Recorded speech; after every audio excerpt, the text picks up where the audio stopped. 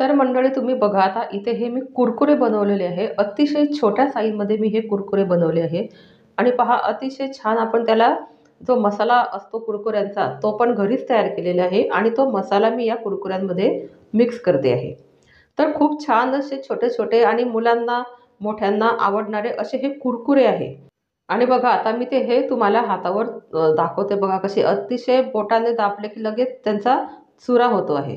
तर पहा अतिशय छान आपले हे असे कुरकुरे इथे तयार झाले आहे. तर मग आता बघूया आपण हे मी कुरकुरे कसे तयार केलेले आहे ते. तर आता इथे घेतलेले आहे मी 1 कप मैदा. तर तुम्ही यात अर्धा कप मैदा किंवा अर्धा कप कणिक असं पण घेऊ शकतात किंवा अर्धा कप मैदा आणि अर्धा कप रवा असंही तुम्ही प्रमाण ठेवू शकतात. तर आता हा मैदा मी इथे घेतलेला आहे तर तो आपल्याला पूर्ण चाळून घ्यायचा आहे. तर मैदा हा केव्हाही चाळूनच घ्यायचा कारण त्यात काही घाण वगैरे असू शकते. तर आता हा पूर्ण मैदा मी इथे चाळून घेतलेला आहे. आणि आता यात टाकायचा आहे आपल्याला थोडं चिमूटभर सोडा. तर बघा आता इथे मी खायचा सोडा टाकते हे तर हा 1/4 सोडा असेल. तर हा 1/4 सोडा मी इथे घेतलेला आहे. आणि आता यात आपल्याला टाकायचं आहे चवीपुरतं मीठ. तर मीठ तुम्ही तुमच्या अंदाजानं घेऊ शकतात, कमी जास्त. तुम्ही जर पिठाचं प्रमाण वाढवलं तर तुम्ही मीठ हे जास्त घेऊ शकतात. आणि आता इथे घेतलेला आहे मी ओवा. तर हा ओवा जो आहे तर तो आपल्याला असा हातावरती स्मॅश करून घ्यायचा आहे म्हणजे याची चव ही छान लागते.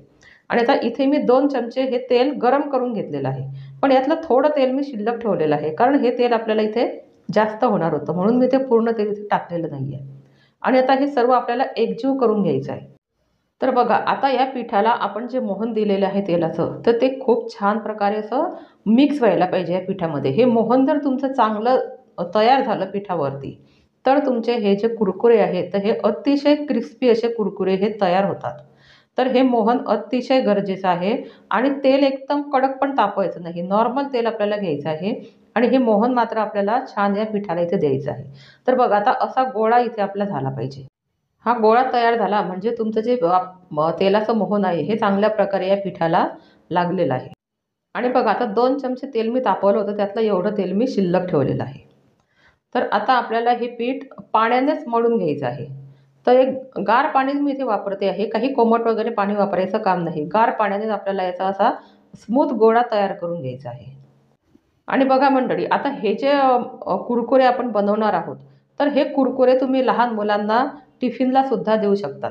आणि ते असे डब्यामध्ये करून ठेवले तर आपल्या दुपारच्या वेळेस मुलं शाळेतनं आले तर त्यांना खायला लागतं तेव्हा पण आपल्याला द्यायला हे कुरकुरे अतिशय छान आहेत.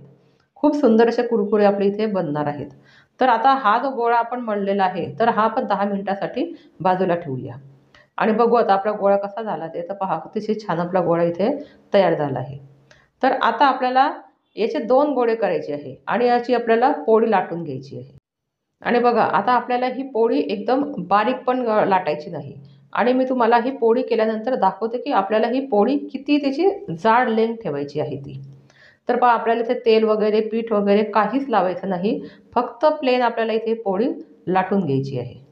तर बघा आता अशी ही जाड पोळी आपल्याला इथे लाटायची आहे, एकदम बारीक लाटायची नाही. आणि पहा आता इथे माझ्याकडे आहे हे कटर.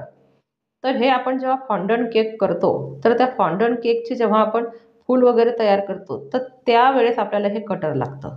तर या कटरने आपण इथे हे कुरकुरे तयार करणार आहोत. तर बघा तुमच्याकडे जर हे कटर नसेल तर तुम्ही सुरीच्या साहाय्याने किंवा तुम्हाला जसा शेप आवडेल तसं तुम्ही हे कुरकुरे तयार करू शकतात. मला या साईजमध्ये करायचे होते म्हणून मी हे तुमच्यासाठी व्हिडिओ घेऊन आलेली आहे. तर बघा आता असे सर्व मी हे कुरकुरे इथे तयार केलेले आहे. तर बघा आता 1 कप मैदा इथे घेतलेला आहे तर आपण त्यापासून आपले हे एवढे इथे कुरकुरे तयार झालेले आहेत. तर आता आपण हे कुरकुरे तळायच्या आधी आपल्याला यावरती एक मसाला टाकायचा आहे. तर तो मसाला आपण तयार करून घेऊया. तर इथे घेतलेले हे मी अर्धा चमचा चाट मसाला आणि अर्धा चमचा आपण इथे घेतलेला आहे आवळा पावडर. तर बघा माझ्याकडे आवळा पावडर होती तर मी अर्धा चमचा घेतलेली आहे. आणि हा सांबार मसाला घेतलेला आहे तोही अर्धा चमचा. सांबार मसाला मी घरी तयार केलेला आहे. तुम्हाला जर याची रेसिपी पाहिजे असेल तर मी डिस्क्रिप्शन बॉक्समध्ये याची लिंक तुम्हाला देईल. तर पहा आता आपल्याला मिक्स करून घ्यायचं आहे. आणि हे पूर्ण एकजीव झाल्यानंतर आपण जेव्हा हे कुरकुरे तळू तर त्यावरती आपल्याला हे टाकायचं आहे. आणि आता इथे मी तेल गरम करायला ठेवलेलं आहे.